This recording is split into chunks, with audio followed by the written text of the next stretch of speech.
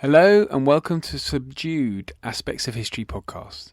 My name is Oliver Webb-Carter and I'm the editor and your host. Now, unless you've been living under a rock, you'll be aware that the Queen, Elizabeth II, died this week. I'm speaking to you a day after she passed away, and I wanted to commemorate not only her death, but more importantly, her life. Now, to do this, I'm going to be exploring further the Queen and her service during the Second World War as a member of the ATS, the Auxiliary Territorial Service, in a new podcast to be released very soon. The Princess, as she then was, badgered her doting father, George VI, to contribute to the war effort in some way, and he relented, and she joined as a second subaltern and later a junior commander. Now, I've discussed this with the best-selling historian Tessa Dunlop before, but we're going to explore it a little bit more, and that'll be coming soon. It's due to be released in the next few days, so please do subscribe and you'll get an automatic update. Until then, I thought I'd share with you some experiences of the Queen and my own family. Now, please indulge me. Unfortunately, I never met her, but my parents did on a number of occasions. My younger sister was lucky enough to meet the Queen twice. Regular listeners may be aware that I lived in Belize, Central America, in my childhood. Whilst I was at school in England, and I must have been 9 or so at the time, my father, who was in the army, hosted the Queen when she visited the country. Anyway, he remembers in particular a lunch in her honour.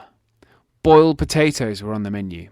Just like bullets they were, he said, making it a particular challenge for one guest, and as he attempted to cut the spud, it disobediently flew across his plate, landing on the Queen's.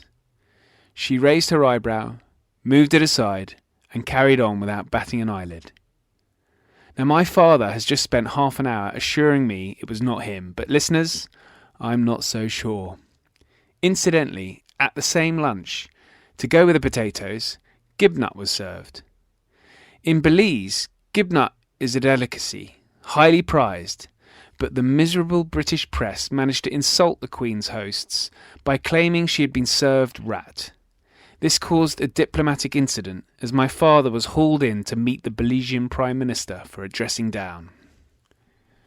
Now, I'm probably boring you, and before we hear from Tessa in a subsequent podcast about the Queen's wartime service, I thought I would also mention one other Queen Elizabeth Webb-Carter family faux pas.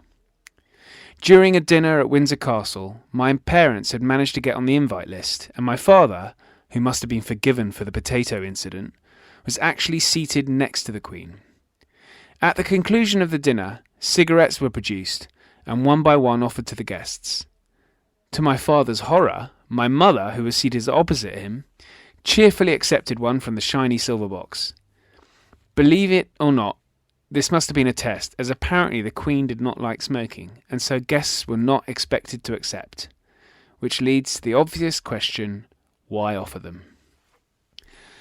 I do hope you don't mind indulging me these little tales.